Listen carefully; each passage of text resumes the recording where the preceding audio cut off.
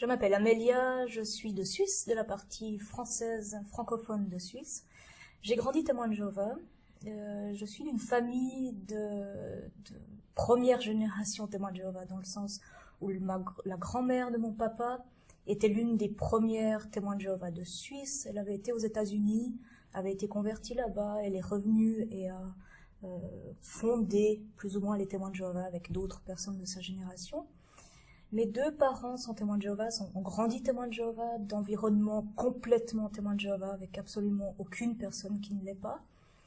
Et mon papa a été au Bethel pendant un petit moment, et ensuite il a été muté, enfin il est venu dans une des congrégations de Suisse, parce qu'elle n'allait pas très bien, si j'ai bien compris l'histoire, et du coup il a été là pour soutenir cette congrégation, car c'était quelqu'un de bien, de zélé, un bon serviteur de Jéhovah.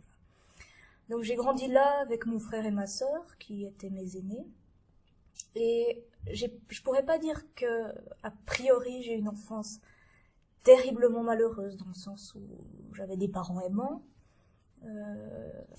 J'étais entourée de beaucoup d'attention de la part de ma maman, de mon papa.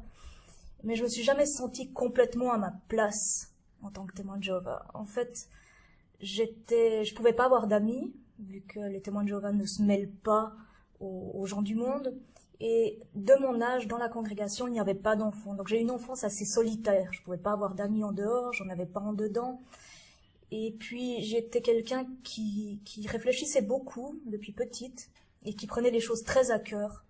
Donc je croyais vraiment que tous les gens de l'extérieur allaient mourir, que si Armageddon venait, j'étais la seule, moi et ma famille, à être sauvés. Et depuis petite, en fait, j'avais aucune envie d'aller au paradis. C'était quelque chose, je me disais, vivre éternellement avec ces gens que je n'aime pas. J'ai aucun contact, on n'a rien à se dire, on n'a pas d'intérêt commun, et je vais vivre pendant l'éternité avec eux, ça va vraiment être compliqué. Et c'est un peu, si je pense à mon enfance, c'est ce sentiment-là de solitude et de ne pas être à sa place finalement, et de ne pas savoir où aller.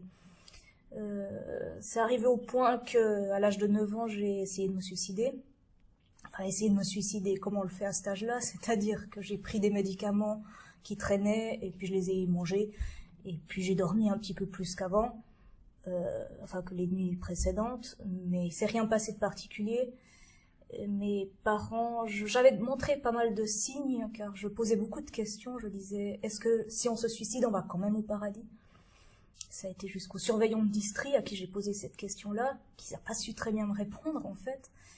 Et puis j'avais des doutes si je devais me suicider ou pas, parce que je me disais, si je me suicide et que je vais au paradis, et je me réveille, et mes parents vont me mettre la pression en me disant, qu'est-ce que tu as fait, tu nous as rendus tellement malheureux, et en plus je devrais rester là pendant l'éternité. C'était vraiment un moment assez difficile de choisir si oui ou non me suicider.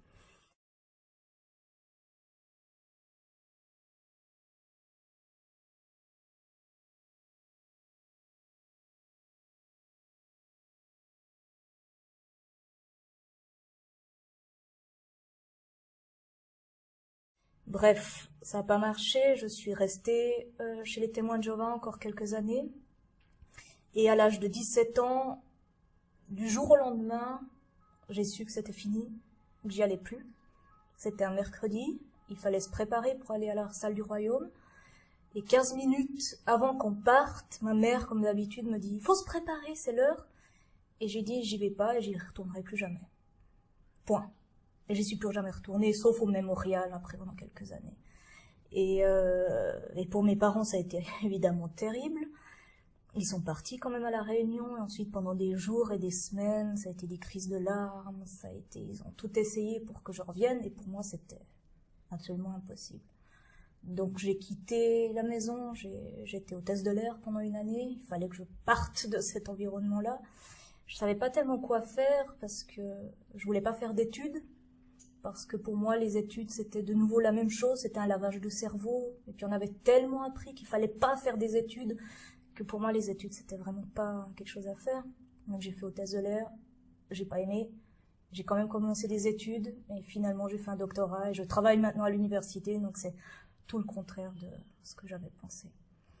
J'ai jamais été baptisée, donc mes parents peuvent me parler, mais j'ai plus tellement envie d'avoir, enfin on n'a plus de contact, on n'a plus grand chose à se dire, Donc c'est pas que je suis complètement mise à banc, mais on n'a pas vraiment de relation qui soit normale, on va dire. Donc on se voit très peu.